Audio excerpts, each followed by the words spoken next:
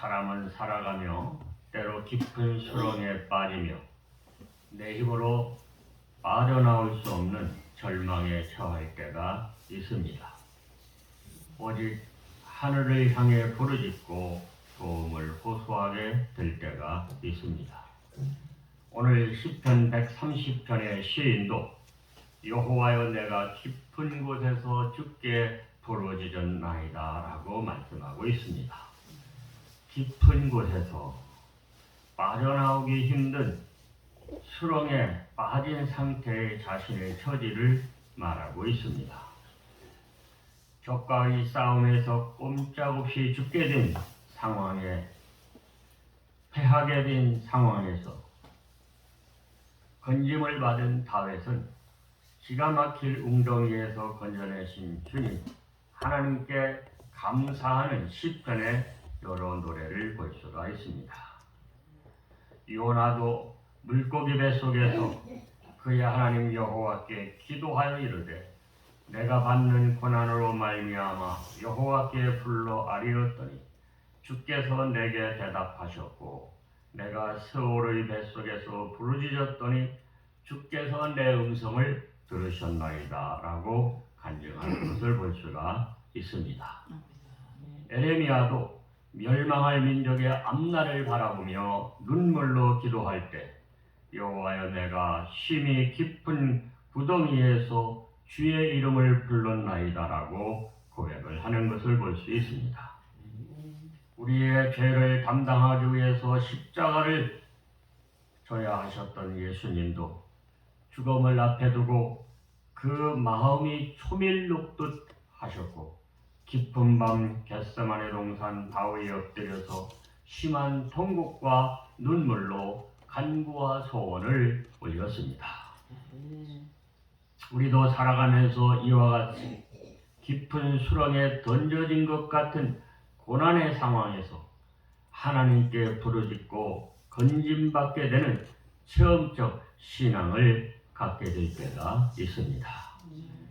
여호와여 내가 깊은 곳에서 주께 부르짖었나이다. 주여 내 소리를 들으시며 나의 부르짖는 소리에 귀를 기울이소서. 여호와여 주께서 죄악을 지켜보실진대 주여 누가 서리이까. 그러나 사유하심이 주께 있음은 주를 경외하게 하심이니이다. 제가 두 번째 목회지에서 교회 옆마을에 사는 젊은 부부가 교회를 나오게 되어서 신방을 갔습니다. 그래서 어떻게 교회에 나오시게 되었는가 여쭈었더니 어느 날 둘째 아이가 아파서 택시를 불러 타고 아이를 안고 의정부로 달려가는데 자신이 할 수 있는 게 아무것도 없더랍니다. 교회를 지나쳐가면서 나도 믿음을 가져야 되겠다 하는 생각을 하게 됐고 병원을 다녀온 후에 교회에 나오게 되었노라고 하였습니다. 그렇습니다. 그 부인도 인생의 깊은 수렁을 만나게 되었던 것입니다. 얼마 전 목성현에서 알게 된 중년 목회자를 만나게 되었습니다. 오래간만에 여러 가지 이야기를 나누게 되었는데 서울에서 목회하다가 시골로 내려오게 된 그러한 사연을 듣게 되었습니다. 서울 교회에서 교회 중직들과의 갈등이 얼마나 심했던지 체중이 16kg나 빠졌고 이러다가는 죽겠구나 생각이 들더랍니다. 그래서 다 내려놓고 시골로 내려오게 되었노라고 하였습니다. 이 목회자도 인생의 깊은 수렁에 빠졌던 것입니다. 중요한 것은 이 모든 사람들이 그 깊은 수렁에 빠져서 절망 가운데 죽어간 것이 아니라 하늘에 계신 하나님을 찾았고 기도했다는 것입니다. 깊은 곳에서 간구와 소원을 주께 아뢰었다는 것입니다. 변함없는 주님만 믿고 기다렸다는 것입니다. 능력의 주님만 바라보았다는 것입니다. 기도할 수 있었다는 것이 은혜요 축복이었습니다. 그렇습니다. 기도할 때 마음의 상처를 치료받을 수 있고 기가 막힌 웅덩이에서 건짐을 받을 수가 있습니다. 믿음으로 기도하고 우리의 진정을 토하며 기도할 때 하나님 들으시고 응답하여 주시는 것입니다. 아멘. 사도행전 16장을 보면 바울과 실라가 빌립보에서 전도하다가 잡혀서 매를 맞고 쇠사슬에 묶여서 빌립보 감옥 깊은 곳에 던져지는 것을 보게 됩니다. 바울과 실라는 밤중에 아픈 몸을 끌어안고 하늘 앞에 간절히 기도하고 찬송하였다고 하였습니다. 이에 갑자기 큰 지진이 나서 옥토가 움직이고 문이 곧 다 열리며 모든 사람의 매인 것이 다 벗어진지라. 사도행전 16장 25절로 26절을 말씀하고 있습니다. 바울과 신라는 고난의 깊은 곳에서 기도로 옥문을 열 수 있었습니다. 찬송으로 옥문을 열 수 있었습니다. 우리도 각자의 삶의 깊은 곳을 만나게 될 때 낙심하고 좌절하고 포기하고 앉아서 울지만 말고 하나님 앞에 나아가서 진심을 토하며 간구와 소원을 올릴 수 있어야 하겠습니다.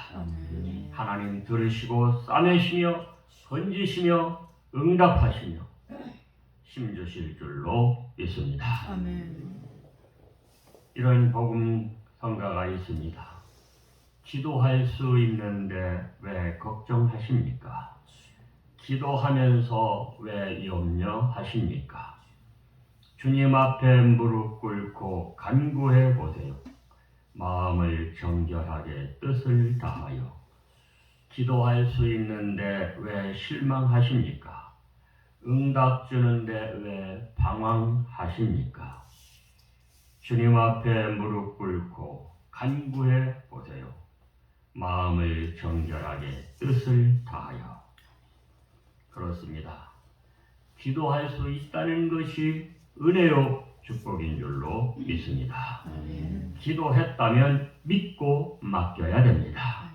하나님은 우리를 깊은 웅덩이와 수렁에서 건져내시고 마음의 상처를 싸매어 주시고 눈물 닦아 주시고 쇠사슬이 풀리게 하시고 옥문이 활짝 열리게 주실 줄로 믿습니다. 너희는 이전 일을 기억하지 말며 옛날 일을 생각하지 말라. 보라, 내가 새 일을 행하리니 이제 나타낼 것이라. 너희가 그것을 알지 못하겠느냐? 반드시 내가 광야의 길을 사막에 강을 내리니 이 백성은 내가 나를 위하여 지었나니 나를 찬송하게 하려 함이니라. 이사야 43장 18절로 21절의 말씀입니다. 힘들고 어려웠던 이전 일을, 옛날 일을 이제 십자가 밑에 내려놓읍시다. 그리고 새 일을 행하실 전능하신 하나님을 바라봅시다. 보라, 내가 새 일을 행하리 이제 나타낼 것이라. 너희가 그것을 알지 못하겠느냐? 반드시 내가 광야의 길을 사막에 강을 내리라고 하나님 말씀하셨습니다. 그렇습니다. 기적을 행하실 주님을 기대해야 합니다. 매 순간 주님의 도우심이 필요한 연약한 인간입니다. 오 주님 도우소서. 아픈 상처를 끌어안고 기도하시기를 바랍니다. 주님께서 싸매어 주실 것입니다. 기름을 발라 주실 것입니다. 깨끗이 낫게 하여 주실 것입니다. 낙심과 절망의 깊은 곳에 빠져 있습니까? 다윗처럼, 요나처럼, 바울과 실라처럼 변함없는 주님만 바라보고 기도하시기를 바랍니다. 저들의 간구와 기도를 들으시고 구원하신 주님께서 여러분의 간구와 기도도 들으시고 구원하여 주실 줄로 믿습니다. 십자가에서 피 흘리고 죽어주신 주님께서 그를 구주로 믿는 그의 이름으로 기도하는 성도들의 기도와 간구를 들으시고 응답하겠다고 약속하셨습니다. 여호와여, 내가 깊은 곳에서 주께 부르짖었나이다. 시편 130편의 시인과 같이 깊은 곳에서, 깊은 수렁에서 우리가 주께 부르짖을 때, 무릎 꿇어 간구하고 기도할 때 들으시고 응답하시고 구원하시고 새 힘을 주실 줄로 믿습니다. 아멘. 우리 주여 담창으로 뜨겁게 기도하시겠습니다.